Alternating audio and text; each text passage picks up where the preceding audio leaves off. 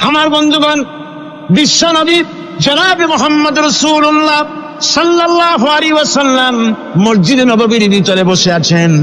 এক বৃদ্ধা মহিলা মসজিদের মধ্যে প্রবেশ করলেন। হুজুর বৃদ্ধাকে দেখে দাঁড়ায় গেলেন, বিশ্বনবী বুড়ি মেয়ে লোককে দেখে দাঁড়ায় গেলেন। আল্লাহর নবী বুড়িকে দেখে দাঁড়ালেন। বুড়ি যখন কাছে এলেন, আল্লাহর নবী নিজের গায়ের চাদর বুড়ির জন্য বিছায়া দিলেন। বুড়ি বসলেন। এরপরে কথাবার্তা সারার পর বুড়ি যখন বিদায় হবেন, হুজুর আবার দাঁড়ালেন। বুড়ি মহিলা চলে গেলেন। সাহাবায়ে কেরাম বলেন, ইয়া রাসূলুল্লাহ, কিছুই বুঝলাম না, একজন বৃদ্ধা মহিলার জন্য বিশ্বনবী দাঁড়ান আর গায়ের চাদর বিছান, আমরা বড় আশ্চর্য হয়ে গেলাম। নবীজি বলেন, ও আমার সাহাবীরা, তোমরা জানো না এই মহিলাকে চিনতে পারো নাই? আমি আমার মায়ের দুধ আমার জীবনে কিসমতে তেমন হয় নাই, আমি আমার মায়ের দুধ তেমন কিসমতে পাই নাই। যার বুকে দুধ খেয়ে, যার কোলে কাখে চড়ে আমি বড় হয়েছি, আমার সেই দুধ মা ইনি হযরতে হালিমাতুস সাদিয়া, আর সেই দুধ মা। রাসূলুল্লাহ নিজে সম্মান দিয়েছেন মায়ের। খবরদার, মাকে অসম্মান করবেন না, মাকে সম্মান করবেন, মাকে শ্রদ্ধা করবেন। আমার বন্ধুগণ, আলেম ওলামা পীর বুজুর্গদের জন্য হাদিয়া তো দেন, আপনারা কোনো নিষেধ নাই, দেন। হাদিয়া দেওয়া সুন্নত, নেওয়া সুন্নত, দিবেন, আমি কোনো নিষেধ করি না। কিন্তু আমি বলতে চাই, পীর বুজুর্গদের কাছে, আলেম ওলামাদের কাছে হাদিয়া দিয়া আল্লাহরে যত না খুশি করতে পারবেন, এই ডালিম বেদানার মৌসুমে বেদানা একটা ভেঙে নিজ হাতে যদি মায়ের মুখে তুলে দেন, আল্লাহর আরশ খুশি হয়ে যাবে, আল্লাহর আরশ আজিম খুশি হয়ে যাবে, আল্লাহ পাক খুশি হয়ে যাবে। মায়ের খাওয়াও, বাপ তো খাওয়াও, তোমার সবচেয়ে বড় প্রিয় জিনিস। সুবহানাল্লাহ বলে, সুবহানাল্লাহ। মা বাপ যদি একটু দোয়া করে দেয়, তোমার জিন্দেগির কাম শেষ। একটু বদদোয়া করলে জাহান্নামে যাবা। কোন পীর সাহেব বদদোয়া করলে জাহান্নামে যাবে এমন কথা নয়, কোন মওলানা বদদোয়া করলে দোজখে যাবে এমন কথা নয়। রাসূল বলেছেন, হুমা জান্নাতুকা ওয়া নারুকা, মা বাপ তোমার বেহেশত, মা বাপ তোমার জাহান্নাম। মা বাপ যদি অসন্তুষ্ট হয়, দোজখে যাবি, আর মা বাপ যদি খুশি, আল্লাহর জান্নাতে চলে যাবি। সুবহানাল্লাহ, সুবহানাল্লাহ, সুবহানাল্লাহ। মায়ের পায়ের তলে তোর বেহেশত। আমরা পুরুষ, আমাদের গত বছরও বলেছি, আমরা পুরুষ, আমাদের পায়ের তলে জুতা, আমাদের পায়ের তলে কি? শুধু জুতা। আর আমার মা, আমার মায়ের জাতি যারা এই প্যান্ডেলে বসে আছেন, আমার মায়েরা, বোনেরা, মায়ের জাতি যারা পৃথিবীতে, মায়ের জাতির পায়ের তলে আল্লাহর বেহেশত। সুবহান। নারীর মর্যাদা ইসলাম দেয় নাই, কে দিয়েছে? আল্লাহ দিয়েছেন, আল্লাহ রাসূল দিয়েছেন। আর আমার মা, আমার মায়ের জাতি যারা এই প্যান্ডেলে বসে আছেন, আমার মায়েরা, বোনেরা, মায়ের জাতি যারা পৃথিবীতে, মায়ের জাতির পায়ের তলে আল্লাহর বেহেশত। সুবহান। নারীর মর্যাদা ইসলাম দেয় নাই, কে দিয়েছে? আল্লাহ দিয়েছেন, আল্লাহ রাসূল দিয়েছেন। আমার বন্ধুগণ, হযরত বায়জিদ বুস্তামি, ছোট্ট বাচ্চা ছেলে, গভীর রাত্রে মা অসুস্থ, পানির পিপাসায় জেগে উঠেছেন। বাবারে, পিপাসায় শেষ হয়ে গেলাম, পানি দাও। ছেলে ঘরের ভিতরে পানি না পেয়ে বাইরে দৌড়াদৌড়ি করলেন। অনেক দূর থেকে পানি নিয়ে এসে দেখেন মা ঘুমায় গেছেন। পানি নিয়ে দাঁড়ানো পৌষ মাস, মাঘ মাসের শীতের রাত, ফজরের সময় মায়ের ঘুম ভেঙে গেল। তাকিয়ে দেখেন বাইজিদ দাঁড়ানো, হাতে পানি থরথর করে কাঁপছে। জিজ্ঞাসা করে, বাইজিদ তুমি দাঁড়ানো কেন? ছোট্ট বাচ্চা বলে, মা পানি চেয়েছিলে তুমি গভীর রাত্রে, পানি ঘরে ছিল না, অনেক দূর থেকে আনতে হয়েছে। মা বলছে, ঘুমাও নাই কেন গ্লাস ছুঁয়া? বাচ্চা বলে, ঘুমাই নাই, তুমি যদি আবার পানি চাও, সময় মতো যদি দিতে না পারি, মা তোমার কষ্ট হবে, এই জন্য ফজর পর্যন্ত আমি দাঁড়ায় আছি, কখন তুমি পানি চাও। মা হাতের থেকে পানি নিয়ে পান করলেন। বাইজিদকে বিছানার উপরে আরাম করে কম্বল দিয়ে ঘুম পড়াইয়া দিলেন। হযরত বাইজিদের মা উযু করে ফজরের নামাজ পড়ে সিজদায় চলে গেলেন। চিৎকার মেরে কেন্দ্রে বলেন, আমার রব, আমার আল্লাহ, আমি আমার বাইজিদের মা, আমি মা হয়ে বাইজিদের জন্য দোয়া করি। বাইজিদ আমার জন্য আজকে যা করেছে, আমি মা, আমার কলিজা ঠান্ডা হয়ে গেছে। হায় আল্লাহ, আমি বাইজিদের জন্য দোয়া করি, তুমি তাকে সুলতানুল আরিফিন বানাইয়া দিও। মঞ্জুর হয়ে গেল আল্লাহ পাকের কাছে দোয়া। আমার ভাইরা, আল্লাহ পাক বলছেন, খবরদার, আমার ইবাদতের পরে মা বাপ, আল্লাহর ইবাদতের পরে কারা? মা বাপ। মা বাপকে সম্মান করো, শ্রদ্ধা করো, মোহাব্বত করো, কিসমত খুলে যাবে, কিসমত খুলে যাবে। মা বাপকে সম্মান করো। হযরত আবু হুরায়রা রাদিয়াল্লাহু তাআলা আনহু রাসূলের সামনে এসে কাঁদতেছে। হুজুর বলছেন, আবু হুরায়রা কান্দো কেন? কান্দো কেন? রাতের বেলা কান্দো। হযরত আবু হুরায়রা বলছেন, হুজুর আমাকে মা মেরেছেন। হুজুর বলছেন, মা মারলো কেন? কোন অপরাধ করেছো? কোন গোস্তাখি করেছো? আবু হুরায়রা বলছেন, না হুজুর, কোন গোস্তাখি করি নাই, তবে মারলো কেন? হযরত আবু হুরায়রা বলছেন, হুজুর আমি আপনার দরবার থেকে ফিরতে রাত হয়ে গিয়েছিল। মা জিজ্ঞেস করলেন, আবু হুরায়রা এত রাত্রে কোথায় ছিল? বললাম, আমি ছিলাম যে কদম চুমতে পারলে দুনিয়া ধন্য হয়, সেই দরবারে নববীর কদম মোবারক থেকে আসতে আমার দেরি হয়েছে। আমার মা মুশরিকা, আপনার নাম শুনে তার গায়ে আগুন জ্বলে উঠলো, আমাকে ধরে মারা আরম্ভ করলো, বলল, হয় আমার বাড়ি ছাড়বি, আর না হয় মুহাম্মদ সাল্লাল্লাহু আলাইহি ওয়াসাল্লামের দরবার ছাড়বি। আমি বললাম, আমার মা, তুমি বুড়ি মানুষ, তোমার গায়ে যত শক্তি আছে সমস্ত শক্তি দিয়ে আমারে পিটাও, আমারে মারো, মারতে মারতে আমাকে বাড়ি থেকে তুমি বের করে দাও। তোমার বাড়ি শুদ্ধ, তাম দুনিয়া ছেড়ে দিতে পারি, আল্লাহর নবীর কদম মোবারক ছেড়ে দিতে পারি না। হুজুর, আমার মা আমাকে গলা ধাক্কা দিয়ে বের করে দিয়েছেন। হুজুর বলছেন, আবু হুরায়রা, তোমার মা তোমাকে মেরেছে, তুমি আমার কাছে নালিশ করছো? আমার তো এখানে ইন্টারফেয়ার করার কিছুই নেই। সুবহানাল্লাহ, সুবহানাল্লাহ, মা তোমাকে মেরেছে, এখানে আমার করার কিচ্ছু নাই। বিশ্বনবী বলছেন, এত বড় পাওয়ারফুল নবী, লেজিসলেটিভ পাওয়ার, সারে আল্লাহ তাকে বানিয়েছেন শরীয়ত প্রণেতা।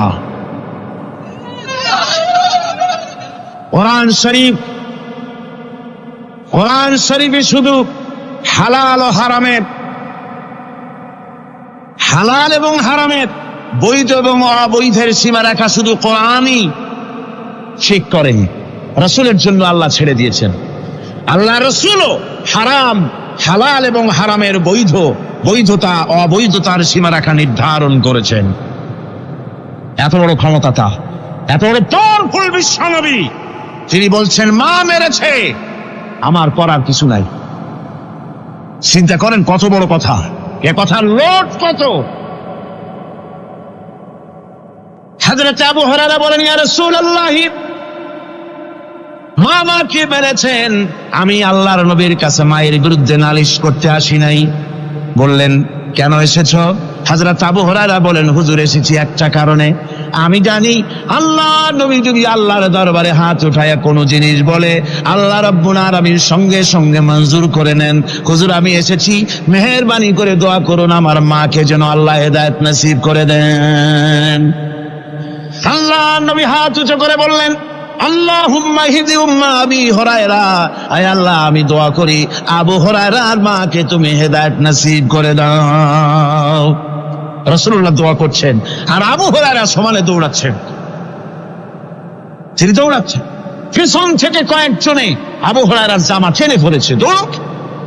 তাদের জানা আবু হুরায়রা খুব ভদ্রলোক মানুষ, কোন ঝড় ঝামেলার মধ্যে থাকে না, লাল শাক করে না, চিৎকার মারে না, দৌড় মারে না, এত ভদ্র শরীর, দৌড়ায় কি? না জানি কোন বিপদ বুঝি ঘটে গেছে।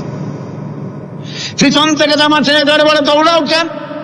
হযরত আবু হুরায়রা জামা সাহাবীর হাত থেকে ছিনায় নিয়ে বলেন, জামা ছেড়ে দাও, আমাকে দৌড়াতে দাও, আমি দৌড়াইয়া বাড়িতে দেখতে চাই, আমি দৌড়াই আগে আমার বাড়ি পৌঁছতে পারলাম না, আমি যাওয়ার আগে আমার আল্লাহর নবীর দোয়া আমার বাড়ি পৌঁছে গেছে, আমি এইটা দেখতে চাই। হযরত আবু হুরায়রা বাড়িতে গিয়ে দরজা নক করলেন, ভেতর থেকে আওয়াজ এলো, কে? হযরত আবু হুরায়রা বলেন, মা আমি তোমার আবু হুরায়রা ফিরে এসেছি। মা বলছেন, বাবা অপেক্ষা করো, দরজা খুলতেছি। হযরত আবু হুরায়রা বলেন, মায়ের গলার আওয়াজের ভিতরে শিরকিয়াতের কর্কশতা পেলাম না, মায়ের গলার আওয়াজের ভিতরে তাওহীদের গন্ধ পেলাম। আমার মনে হলো নবীজির নিক্ষিপ্ত তীর তার নিশানায় পৌঁছে গেছে। কিছুক্ষণ পর মা আমার বেরিয়ে এলেন। মাথা থেকে, চুলের থেকে, বুড়ি মানুষ, সাদা চুলের ভিতর থেকে পানি পড়তেছে। মা বলল, বাবারে তোমারে মারার পর আমি বড় অনুতপ্ত হয়েছি, অনুশোচনা করেছি, আমি গোসল করেছি। মনে মনে ভাবলাম আমার ছেলে তো কোনো খারাপ জায়গায় যায় নাই, কেন তারে মারলাম? আমি বড় লজ্জায় পড়েছি তোমারে মেরে। ও আমার আবু হুরায়রা, আমি গোসল করেছি, পবিত্র হয়ে গেছি, জলদি করে আমাকে নিয়ে চলো বিশ্ব নবী জনাবে মুহাম্মদুর রাসূলুল্লাহর দরবারে। হযরত আবু হুরায়রার মা ঘোষণা করলেন, আশহাদু আল্লা ইলাহা ইল্লাল্লাহু ওয়াহদাহু লা শারীকা লাহু ওয়া আশহাদু আন্না মুহাম্মাদান আবদুহু ওয়া রাসূলুহু। আমার ভাইরা, মা বাপ সবচেয়ে সম্মানের জিনিস। আল্লাহর ইবাদতের পরই মা বাপের খেদমত করতে হবে। আল্লাহ পাক বলছেন, বান্দারে দেখ, মায়ের পেট থেকে আনলাম, মায়ের বুকের মধ্যে মহব্বত পয়দা করলাম, এত মহব্বত দিলাম তোর উপরে, যে কোনো বিদেশে যান, যেখানে যান, বাড়িতে ফিরলে পরে সকলে, ছেলে মেয়ে ভাই বোন সবাই দেখবে সুটকেসে আমার জন্য আনছে কি। সবাই চিন্তা করবে আমার জন্য কি এনেছে। একমাত্র মা সন্তানের মুখের দিকে তাকাবে, কখন খাইছে সে। সুবহানাল্লাহ, সুবহানাল্লাহ। আমার বাসার মুখখানে শুকনা, তুই বুঝি আজকে কিছু খাইস নাই। বিদেশে যেসব সন্তান থাকে, মা টাটা কবুতরের মতো ছটফট করে। আমার ছোটবেলার কথা আমি দেখেছি শ্বশুরা মাদ্রাসায় পড়তাম, আব্বা টাকা দিতেন মাদ্রাসায় যাওয়ার সময়, আবার মা আবার মুরগির ডিম বিক্রি করা, বিভিন্ন জিনিস বিক্রি করা বা বাজার করা পয়সা, উদ্বৃত্ত কিছু পয়সা আব্বার অজান্তে আমার হাতের মুঠার মধ্যে দিয়ে দিতেন। যখন মাদ্রাসার দিকে রওনা হয়েছি, পর্দার আড়াল থেকে, দরজা থেকে দেখতাম, যতক্ষণ তাকায় দেখতেছি চোখ থেকে পানি দরদর করে পড়তেছে। সুবহানাল্লাহ, মা কি জিনিস! আল্লাহ আল্লাহ আল্লাহ। বিদেশে যদি কারো সন্তান মারা যায়, সবাই জানার আগে কবি বলতেছেন, বিদেশে বিরাজ্যে যার পুত্র মারা যায়, পশু পক্ষী না জানিতে আগে জানে মা। মায়ের কই যান তারে টান লেগে যায়, মা বুঝতে পারে আমার সন্তানটা নাই। আহারে মা! আমার বন্ধুগণ, মা যার বেঁচে আছে, বেয়াদবি করেছেন, পাও ধরে মাপ নিয়ে নেবেন, পাও ধরে মাপ নিয়ে নেবেন। মা তো পাও ধরে দেখবেন, মাফ করে দিবে। সুবহানাল্লাহ, সুবহানাল্লাহ। কত দরদ তার বুকের মধ্যে। আর মা বাপকে সম্মান করবে। যাক, এই বিষয়ের উপরে আমি আর যেতে চাই না। সত্যি আপনাদের বললাম, এই বিশাল জনতাকে বললাম, সবচাইতে বড় পীর আপনার জন্য আপনার মা বাপ। সবচেয়ে বড় পীর কে? মা বাপ। সন্তুষ্ট করেন, রুজিতে অভাব ঘটবে না, কোন মাজারে গিয়ে সেজদা দেওয়া লাগবে না, আল্লাহর কসম, মাজারে যাই চাওয়া লাগবে না। মা বাপকে খেদমত করেন, মা বাপকে খুশি করেন, মা বাপকে খাওয়ান, হাদিয়া দেন, মা বাপ খুশি, রুজিতে বরকত হবে, ব্যবসায় বরকত হবে, ঋণগ্রস্ত থাকবেন না, সম্মান আল্লাহ বাড়ায় দিবেন। সুবহানাল্লাহ বিহামদি, রাসূলুল্লাহর হাদিস। এই জন্য আমি অনুরোধ করব, মা বাপকে সম্মান করবে। হযরত ওমর রাদিয়াল্লাহু তাআলা আনহু মসজিদে নববীতে ফজরের নামাজ পড়ে দেখলেন এক গ্রুপ লোক সেখানে বসা। জোহরের সময় দেখলেন সেই লোকগুলি বসা, আসরেও দেখলেন, মাগরিবেও দেখলেন, এশায়ও দেখলেন। প্রশ্ন করলেন, তোমরা যে এখানে বসা, তোমরা কারা? গতকাল ফজর থেকে আজকে এশা পর্যন্ত দেখতেছি, তোমরা কারা? তারা বললো যে আমরা এখানে আল্লাহর জিকির আজগার করি, দূর থেকে আসছি। খাও কি? যে কিছু লোকেরা আমাদেরকে রান্না বান্না করে খাও, আমরা আল্লাহর জিকির করি তো এই জন্য রান্না বান্না করে আমাদের খাওয়াই যায়। হযরত ওমর বলছেন, তোমাদের মতো অলসগুলোরে যে খাওয়ায়, তোমাদের থেকে ওই লোকগুলির মর্যাদা আল্লাহর কাছে অনেক বেশি। তবে মনে রাখো, আগামীকাল ফজরের পরে যদি এই জায়গায় তোমাদেরকে বসে থাকতে দেখি, ব্যাট মেরে মসজিদ নববী থেকে বের করে দিই। কাজ করো। ইসলাম কাজের প্রতি উৎসাহিত করেছে এবং ধনাঢ্য লোককে দায়িত্ব দিয়েছে, অফি আমওয়ালিহিম হাক্কুল লিসাইল ওয়াল মাহরুম, ধনীদের উচিত গরিবদের অধিকার আদায় করে দেওয়া। ডক্টর শহীদুল্লাহ যখন ডক্টরের ডিগ্রি করে দেশে ফিরলেন, তো লোকেরা মনে করলো ডক্টর হয়ে আসছে। পুরান ঢাকার লোকেরা সবাই গেল তার কাছে জ্বর, সর্দি, ব্রঙ্কাইটিস, টাইফয়েড, নিউমোনিয়ার ওষুধ আনার জন্য। তিনি যে এত বুঝাইতে চেষ্টা করলেন যে আমি ওষুধের ডাক্তার না, আমি ভাষার ডাক্তার। পুরান ঢাকার লোকেরা কইল ডক্টর হইছে মগর ওষুধ দিবার পারে না। ডক্টর মরহুম শহীদুল্লাহ তিনি বক্তৃতা করতে গিয়ে বলতেন শিক্ষিত লোকদেরকে, উনি তো সাধারণ লোকদের মধ্যে বক্তৃতা করতেন না, শিক্ষিত লোকদের মধ্যে বক্তৃতা করতে গিয়ে বলতেন, তোমরা যতই শিক্ষা গ্রহণ করো, ব্রিফকেস ভর্তি করে যত ডক্টরের ডিগ্রি আনো না কেন, এই কিতাবের জ্ঞান যদি না থাকে তোমরা পণ্ডিত, তবে তোমরা মূর্খ পণ্ডিত। এই কিতাবের জ্ঞান যদি থাকে তাহলে তোমরা সত্যিকারের পণ্ডিত হইতে পারবা। সেই কিতাবখানার নাম কি? আল কোরআন। আমি আজ আপনাদের সামনে এই কোরআন থেকে সেই কথাগুলি বলবো ইনশাআল্লাহ।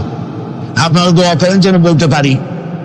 আমি আল্লাহর কাছে নিজেকে সমর্থ করতেছি, সুবহানাকা লা ইলমা লানা ইল্লা মা আল্লামতানা। আল্লাহ তাআলা, আমার তো কোনো জ্ঞান নাই, আমি তো লোকেরা আমাকে মুফাসসিরে কোরআন বলে, কিন্তু আমি তো জানি আমি কি, আমি কোরআনের একজন ছাত্র মাত্র।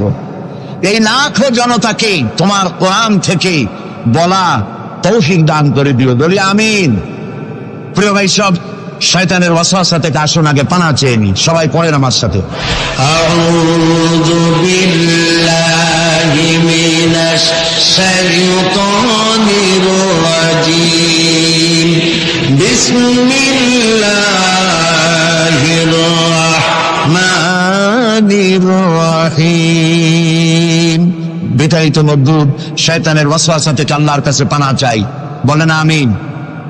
পরম করুণাময় আল্লাহ রাব্বুল আলামিন নামে শুরু করছি। আল্লাহ তাআলা আমাদেরকে সৃষ্টি করে অন্ধকারে ছেড়ে দেননি। কি বলেন, অন্ধকারে ছেড়ে দিয়েছেন? কেউ কেউ বলে যে না, আল্লাহ তাআলা কি রাস্তা করেছেন? আল্লাহ তাআলা রাস্তা তৈরি করেছেন, এটা আপনাদের বুঝতে হবে। পাহাড়িয়া এলাকায় আপনি যদি হারায় যান, সেখানে কোনো গভর্নমেন্ট রাস্তা করে নাই, কিন্তু আল্লাহ তাআলা গিরিপথ তৈরি করে রাখছেন। মরুভূমির মধ্যে যদি হারিয়ে যান, সেখানেও আপনি দিক নির্দেশনা পাবেন। সমুদ্রের ভিতরে যদি আপনি হারিয়ে যান, কোন নাবিক যদি হারায়, দিনের বেলায় সেটা কম্পাস দিয়ে চললো, রাতের বেলায় তার চলার জন্য আকাশে আল্লাহ তারকা খচিত করে রেখেছেন, যাতে নাবিকরা হারিয়ে না যায়। যে আল্লাহ রাব্বুল আলামিন পাহাড়ি এলাকার ভিতরে মানুষ যেন হারিয়ে না যায়, এজন্য পাহাড়ের ভিতরে গিরিপথ তৈরি করলেন। মরুভূমির ভিতরে চলার জন্য দিকের নির্দেশনা দিলেন। সমুদ্রের ভিতরে নাবিক যাতে না হারায়, আকাশে তারকা আল্লাহ তাআলা খচিত করে রাখলেন।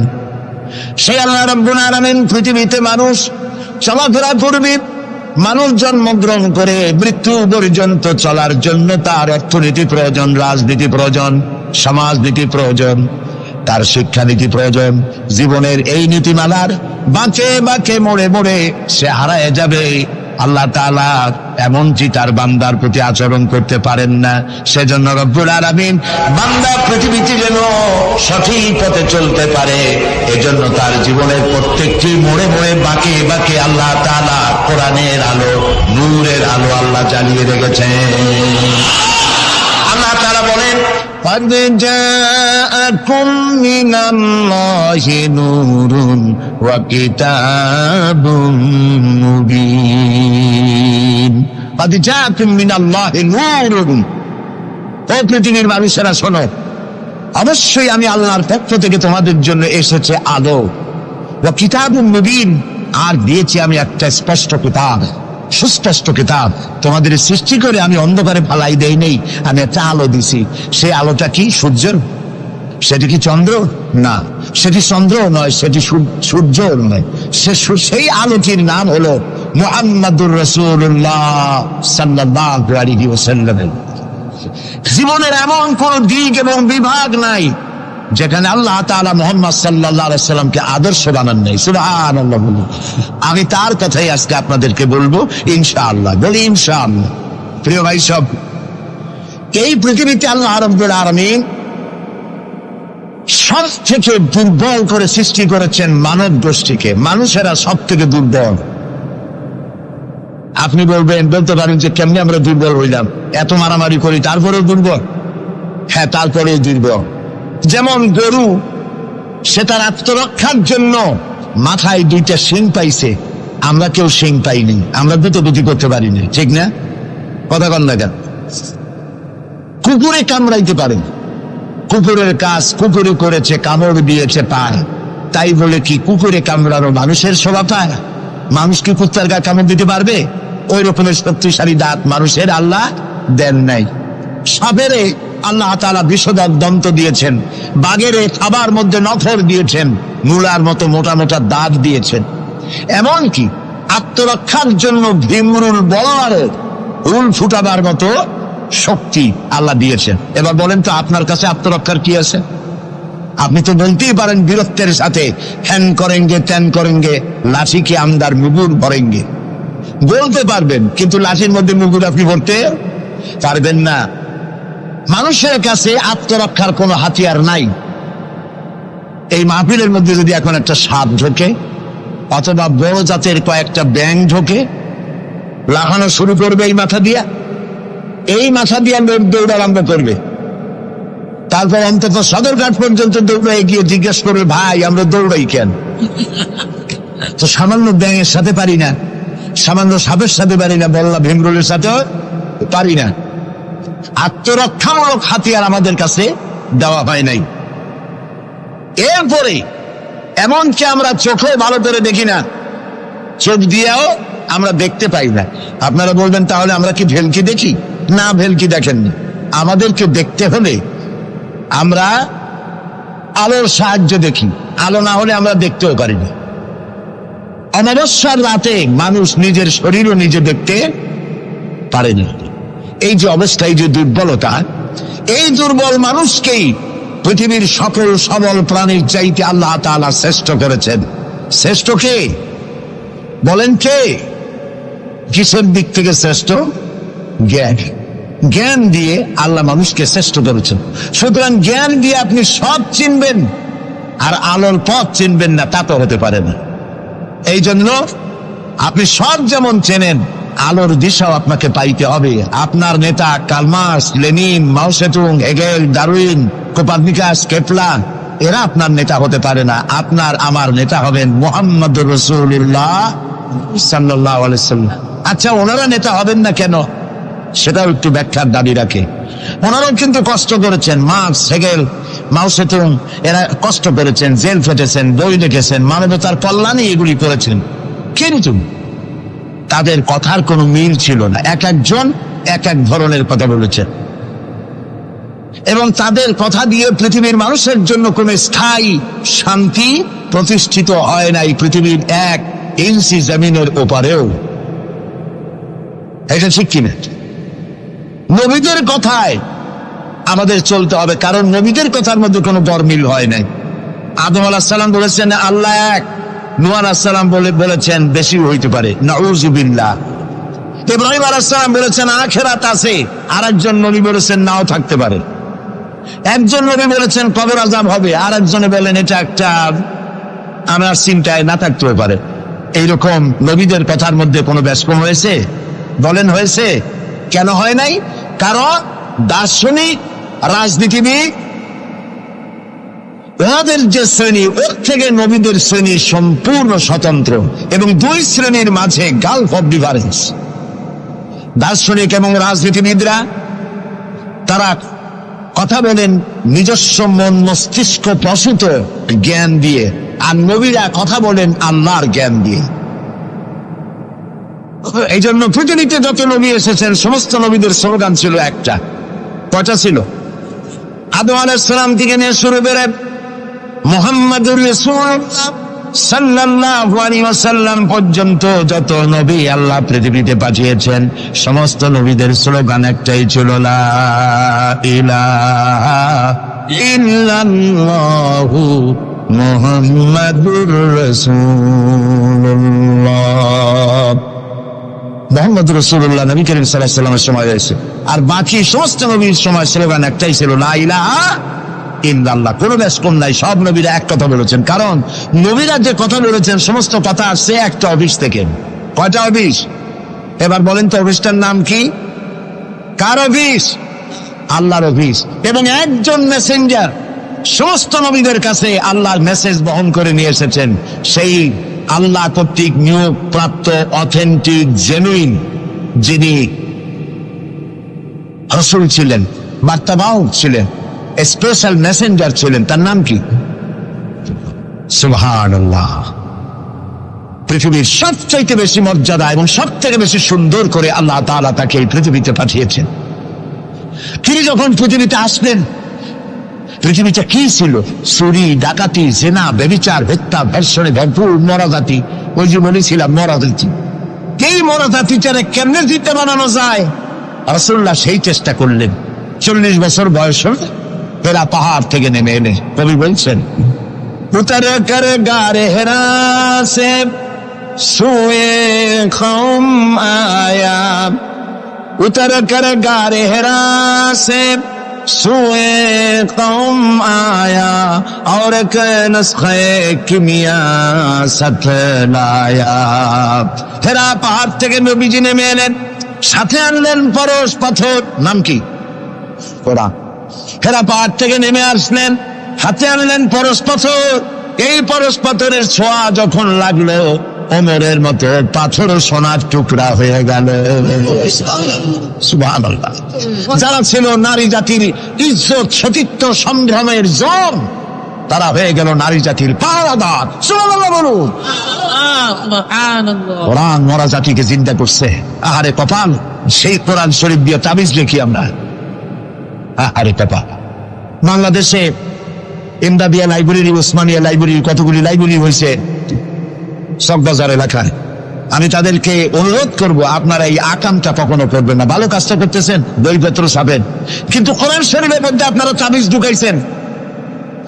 তাদের লেখা, তাদের ছাপানো কোরআন শরীফের মধ্যে দেখা যায় সূরা ইউসুফের নকশা, সূরা মরিয়মের নকশা, সূরা মায়েদার নকশা, ইয়াসিনের নকশা, এবং লেখা আছে এই নকশা ব্যবহার করলে মাথা ভালো হবে, ওই নকশা ব্যবহার করলে বিয়ে হবে তাড়াতাড়ি, এই নকশা ব্যবহার করলে তাড়াতাড়ি বাচ্চা হবে। কোথায় পেয়েছি? কোরআন শরীফ তাবিজের জন্য নাজিল হয় নয়, বিশ্বাস করুন মুসলমান। সুতরাং নকশা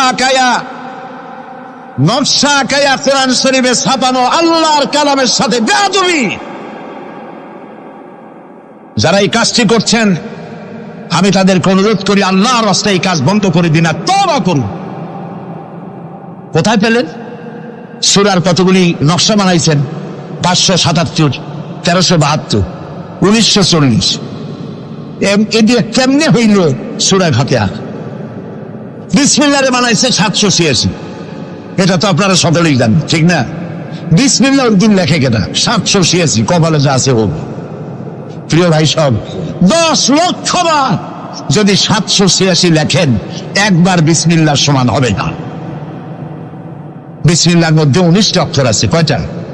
আর আল্লাহ রাসূল কি বলেছেন? আল্লাহর নবী বলেছেন, কোরআনে কারীমের প্রত্যেকটি অক্ষরে যখন পড়বে বান্দা 10টা করে নেকি হবে। বিসমিল্লাহির রহমানির রহিম পড়েন আমার সাথে, বিসমিল্লাহির রহমানির রহিম। রাসূলুল্লাহর ওয়াদা অনুযায়ী আমার সাথে যখনই পড়লেন বিসমিল্লাহির রহমানির রহিম, একটা অক্ষরে 10, 19টায় 190টি নেকি আমাদের আমলনামায় লেখা হয়ে গেছে। কাজে এই নকশা দিয়ে যারা তাবিজের ব্যবসা করে, কিয়ামতে অবশ্যই আসামি হতে হবে। যারা কোরআনকে তাবিজের কাজে ব্যবহার করেছেন, আল্লাহর কাছে দায়ী হতেই হবে। কারণ মানুষকে আপনারা বোঝাতে চেষ্টা করেছেন কোরআন তাবিজের কিতাব। অথচ কোরআন এসেছিল একটি সমাজ, একটি রাষ্ট্র বিপ্লব করার জন্য। রাসূলুল্লাহ হচ্ছেন পৃথিবীতে সুন্দর সুখী সমৃদ্ধশালী আধুনিক রাষ্ট্রের শ্রেষ্ঠ রূপকার। এবং এই কোরআন দিয়ে তিনি এমন এক রাষ্ট্র বিনির্মাণ করেছিলেন যেখানে চুরি ছিল না, ডাকাতি ছিল না, জেনা ছিল না, ব্যভিচার ছিল না, হত্যা ছিল না, ধর্ষণ ছিল না, সন্ত্রাস মুক্ত সমৃদ্ধি একটি সুখী সমাজ তৈরি করেছিলেন নবী করিম সাল্লাল্লাহু আলাইহি ওয়াসাল্লাম। প্রিয় ভাই সব, বড় আফসোস লাগে সেই কোরআনে শুধু চুমাই খাই, বুকেই লাগাই, আর এই কোরআন শরীফ নিয়ে আমরা কাজে লাগাইতে পারলাম না। এটা ঠিক কিনা? কোরআনকে কাজে লাগাইতে পারছি? পারি নাই। কোরআন শরীফ খালি ঝুলে ঝুলে পড়ি। দেখেন, রমজান মাসে আমাদের দেশের লোকেরা দেখতে পারে, ভাই তোমার বাড়ি কি হয়েছে জানি না, আমার পুতের বউ 7 খতম, আমার মেয়ে ক্লাস 9-এ পড়ে, ও 3 খতম, ওর মায় 13 খতম, আর আমি নিজে এমনি এমনি খতম। আপনি প্রতিযোগিতা করে কোরআন শরীফ খতম করবেন, এই জন্য নাযিল হয়েছে কোরআন শরীফ। আপনি কি বিশ্বাস করেন? কোন কোন সাহাবী সূরা বাকারা শেষ করতে সময় লেগেছে 2 বছর 3 বছর। কেন পড়তে পারতেন না? তিনি সময় লাগলো কেন? এই জন্য সময় লেগেছে, এক একটি আয়াত তারা তেলাওয়াত করেছেন। শুনতেছেন কথা? এক একটি আয়াত তেলাওয়াত করেছেন, অর্থ বুঝেছেন, ব্যাখ্যা বুঝেছেন, জীবনের উপরে আমল করেছেন, এরপর আরেকটা আয়াত পড়েছেন, বুঝেছেন, আমল করেছেন, তারপরে আরেকটা পড়েছেন।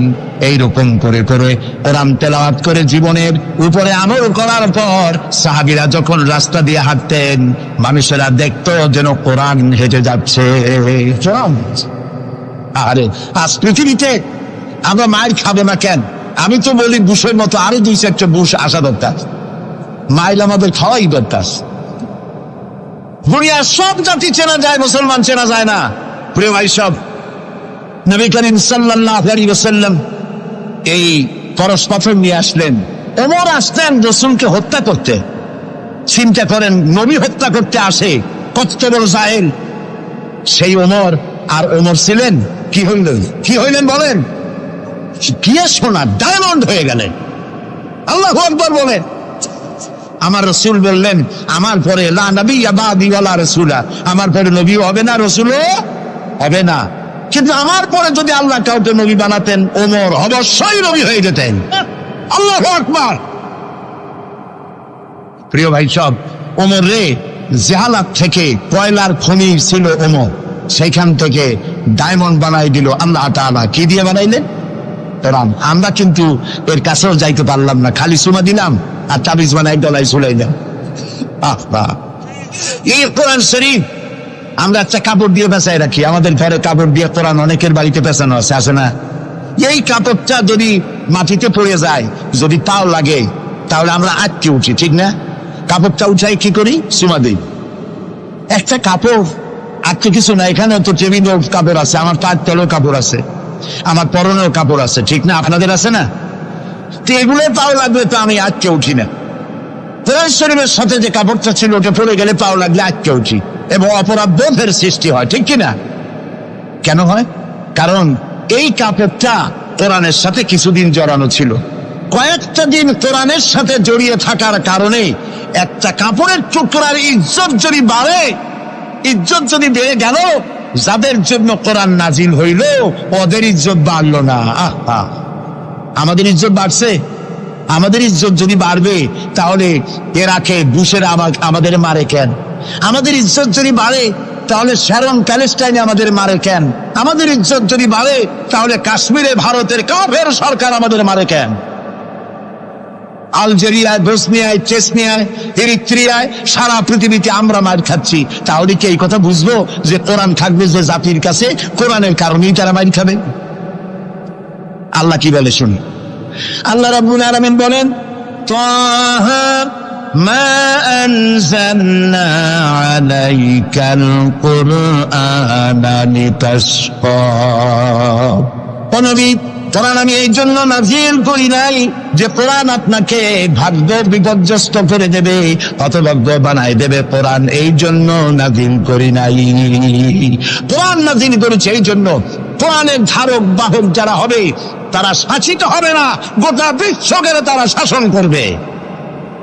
এজন্য এসেছিল কোরআন, কারণ কোরআন দিয়ে শাসন করলেই মানুষেরা নিরাপত্তা পাবে।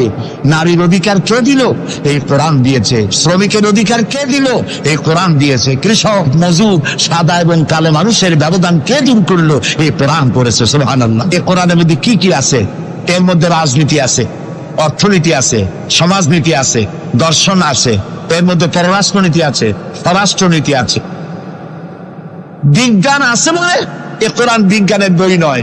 ইতিহাস আছে বলে এ কোরআন ইতিহাসের বই নয়। রাজনীতি আছে বলে এটা রাজনীতির কিতাব নয়। অর্থনীতি আছে বলে এটা অর্থনীতির কিতাব নয়। তাহলে প্রশ্ন হবে এটা কি?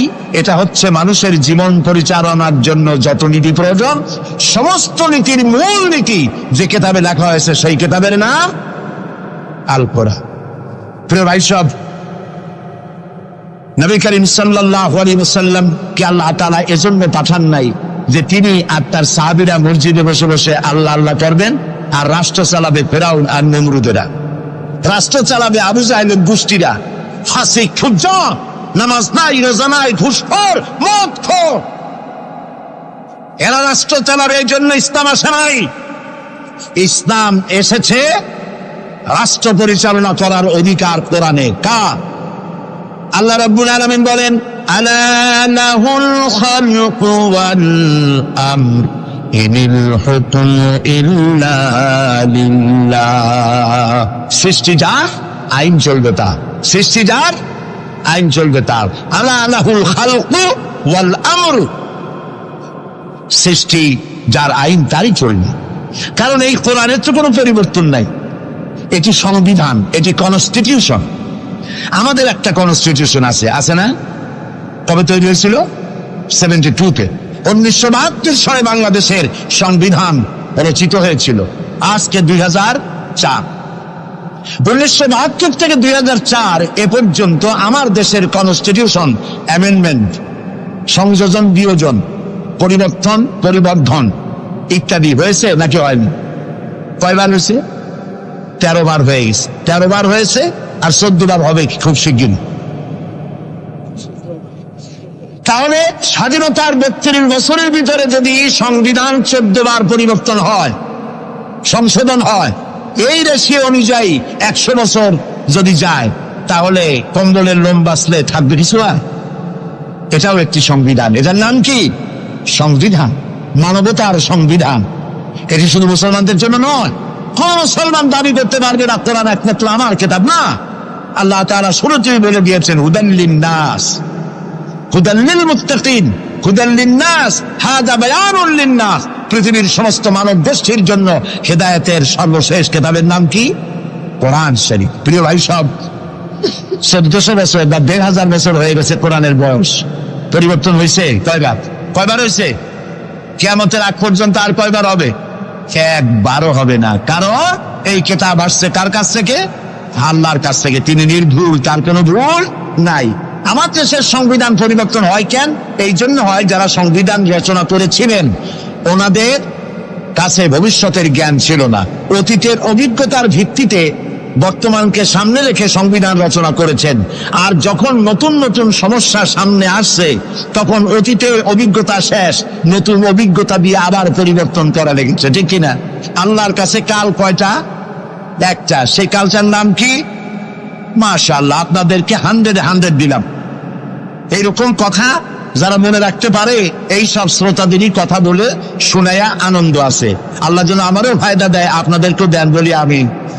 তাহলে আল্লাহ রাব্বুল আলামিনের কাছে কাল হইলো কয়টা? একটা। ওই কালটার নাম কি? বর্তমান।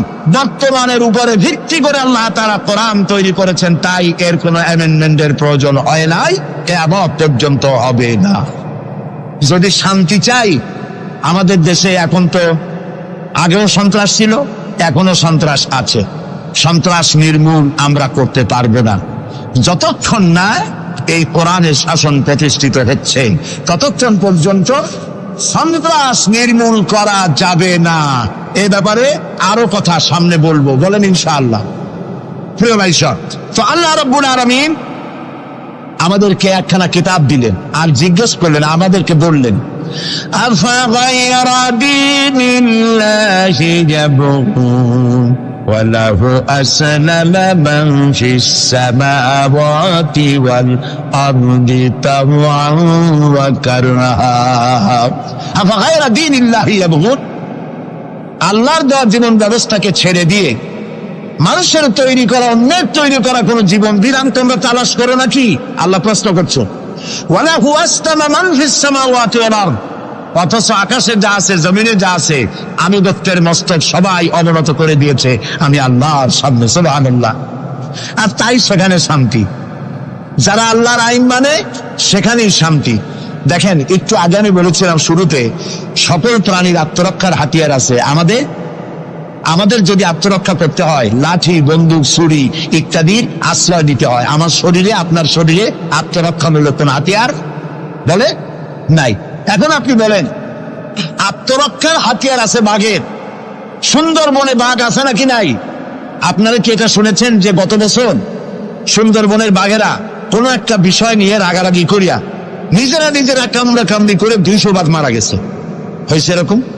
কুমিরের এত বড় বড় দাঁত, এরকম খিল লেগে যান। এইসব কুমিরেরা তারা জঙ্গলে অথবা নদীর ভিতরে মারামারি করিয়া নিজেরা মারামারি করে 400-500 কুমির মারা গেছে। পাখিরা মারামারি করে মরছে, সাপেরা মারামারি করে মরছে। এরকম হয়েছে কখনো? হয় না। বরং আমি বলতে চাই, এই পৃথিবীতে বাঘে, সাপে, কুমিরে, হাঙ্গরে, সিংহে যত না মানুষ মেরেছে, মানুষেরা নিজেরাই তার থেকে 1,00,000 গুণে বেশি মানুষ মেরেছে। ওদের মধ্যে শান্তি আছে, আমাদের মধ্যে শান্তি নেই। ওরা আল্লাহর আইন মানে, মানুষ আল্লাহর আইন অমান্য করে, আর সেই জন্যই মানুষকে অশান্তি পোহাতে হয়। এই অশান্তি থেকে বাঁচতে হলে পথ কি? আল্লাহ রাব্বুল আলামিন বলেন, ইত্তাবিউ মা উনজিলা ইলাইকুম মির রাব্বিকুম ওয়া লা তাত্তাবিউ মিন দুনিহি আউলিয়া। ইত্তাবিউ মা উনজিলা ইলাইকুম মির রাব্বিকুম, আনুগত্য করো, অনুসরণ করো, অনুকরণ করো ওই জিনিসের যা তোমার রবের পক্ষ থেকে নাজিল হয়েছে। কি নাজিল হয়েছে বলেন? এইটার অনুসরণ করো। ওয়ালা তাত্তাবিউ মিন দুনিহি আউলিয়া, আর তোমাদের নেতারা যা কিছু তোমাদের জন্য বানিয়েছে তার অনুসরণ করো না। মানব রচিত আইনে শান্তি নাই। আল্লাহ তাআলা বলছেন, আমার বান্দারা, ইত্তাবিউ মা উনজিলা ইলাইকুম মির রাব্বিকুম, আল্লাহর পক্ষ থেকে যে কিতাব আসছে এইটার অনুসরণ করো, এটার মধ্যে সব আছে। নবী করিম সাল্লাল্লাহু আলাইহি ওয়াসাল্লাম এটাকে দিয়েছিলেন যেভাবে, সেইভাবে করতে হবে। আমরা কি নবীকে সেই মর্যাদা দেই? না দেইনি। মুহাম্মদ সাল্লাল্লাহু আলাইহি ওয়াসাল্লামকে মনে করেছি অন্যান্যরা যেমন নেতা, মুহাম্মদ সাল্লাল্লাহু আলাইহি ওয়াসাল্লাম এইরকম একজন ধর্মীয় নেতা। কোরআন শরীফকে মনে করেছি বেদ, বাইবেল যেমন ধর্মগ্রন্থ, কোরআন ওইরকম একটা ধর্মগ্রন্থ। আমি আপনাদেরকে বলতে চাই, এই কোরআন একটি মুকাম্মাল নিজামে হায়াতের নাম। জীবনের সব কথা আল্লাহ তাআলা এখানে বলে দিয়েছেন। এই জন্য গতানুগতিক ভাবে ধর্মীয় পুস্তক নয়।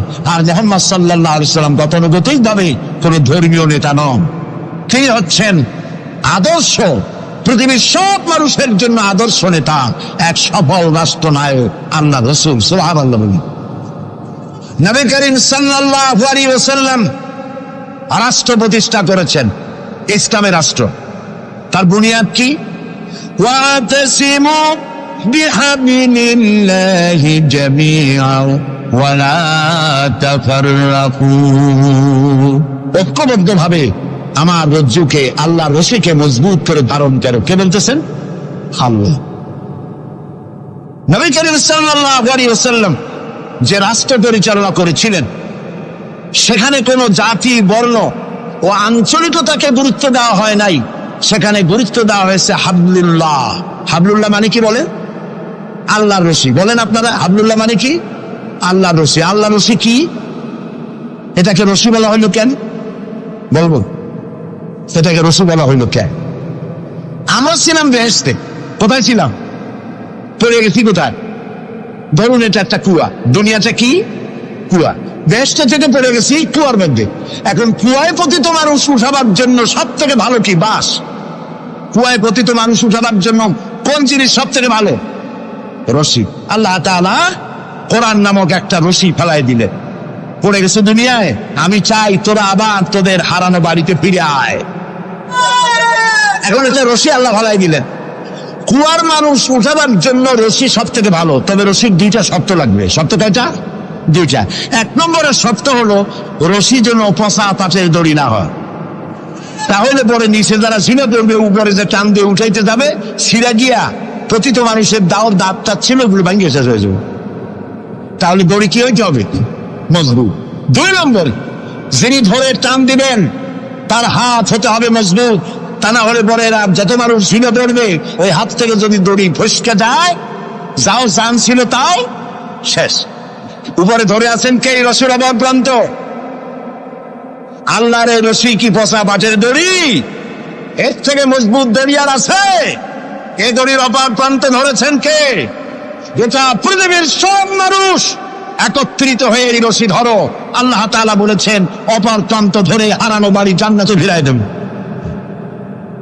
নবী করিম সাল্লাল্লাহু আলাইহি ওয়াসাল্লামের এটাই ছিল তার রাষ্ট্র প্রতিষ্ঠার মূলনীতি। কোরআন ধরো, কোরআন বোঝো।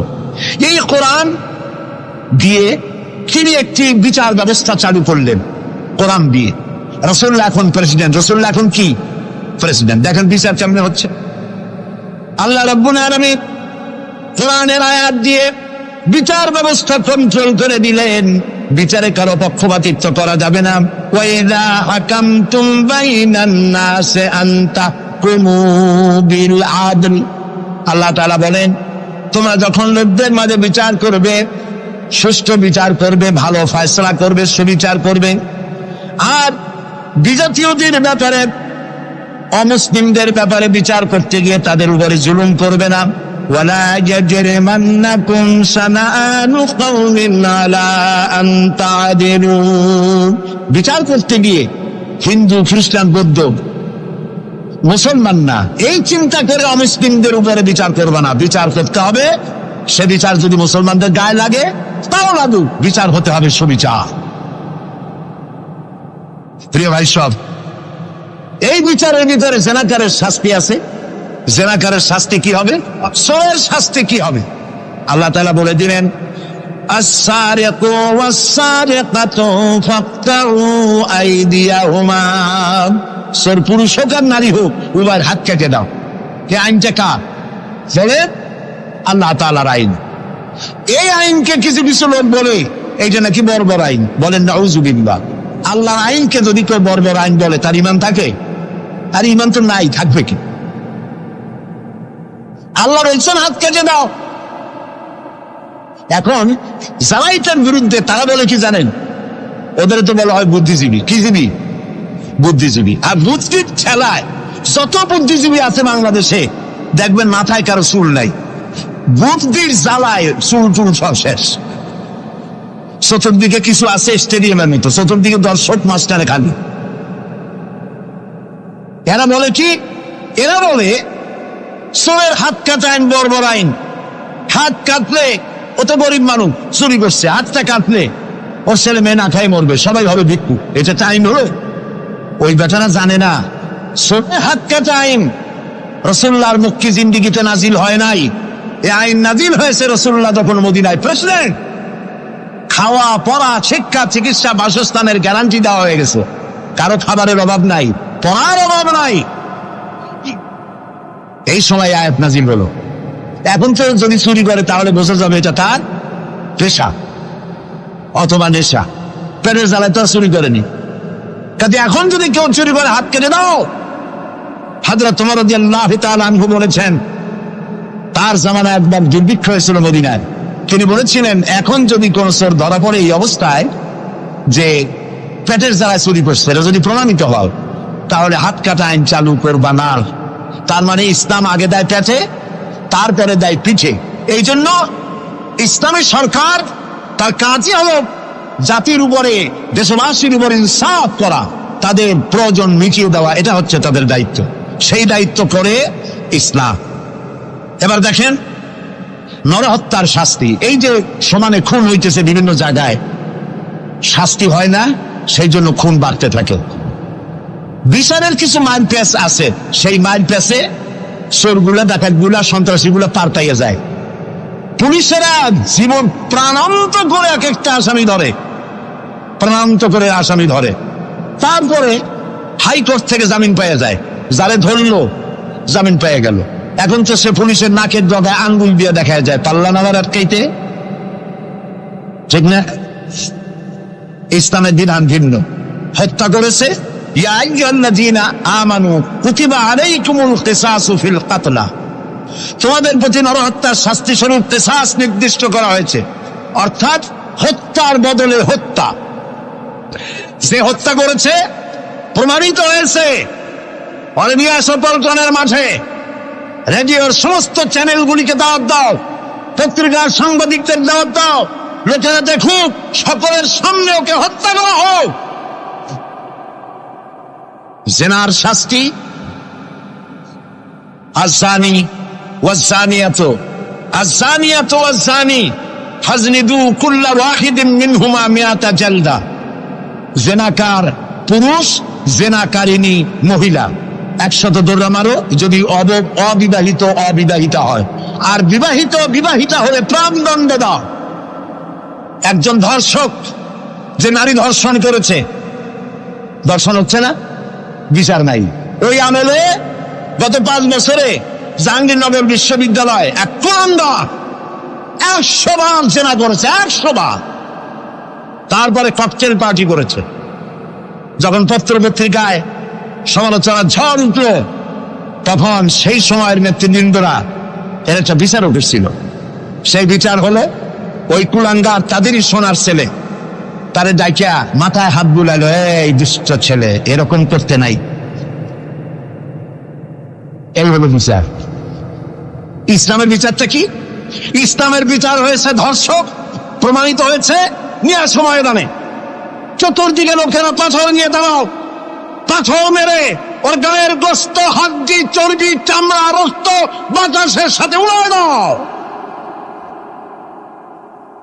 এই দৃশ্য যারা দেখবে উপস্থিত থেকে, রেডিও এবং টেলিভিশনের মাধ্যমে যারা দেখবে, চিন্তা করেন এরপরে যদি ধর্ষণ এই নামটা যদি মাথায় আসে, 15 জগ পানি খাওয়া লাগবে ধর্ষণে, ঠিক কিনা বলে?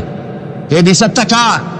সিল্লাবেন নবী করিম সাল্লাল্লাহু আলাইহি ওয়াসাল্লাম পৃথিবীর সফল শ্রেষ্ঠ রাষ্ট্রনায়ক কোরআনের এই বিচার পদ্ধতি দিয়ে একটি সুন্দর সমাজ বিনির্মাণ করেছিলেন, যেখানে চুরি নাই, ডাকাতি নাই, জেনা নাই, হত্যা নাই, ধর্ষণ নাই, সব বন্ধ। প্রিয় ভাই, সব আল্লাহর কথা, রাসূলের কথা, ইতিহাসের কথা বলছি, আলহামদুলিল্লাহ বলে।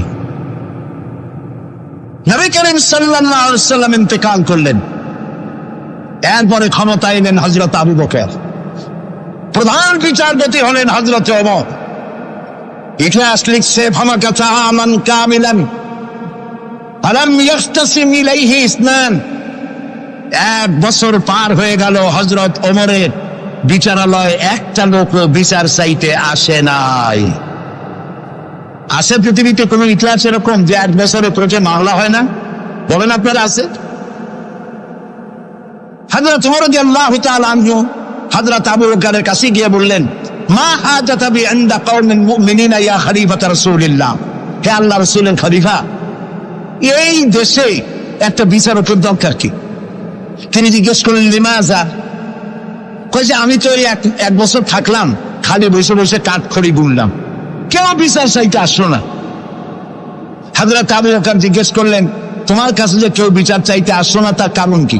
তিনি বললেন, দীনুহুমুন নাসিহা, এই জাতির দিন হচ্ছে নসিহা করা, পরস্পরের কল্যাণ কামনা করা।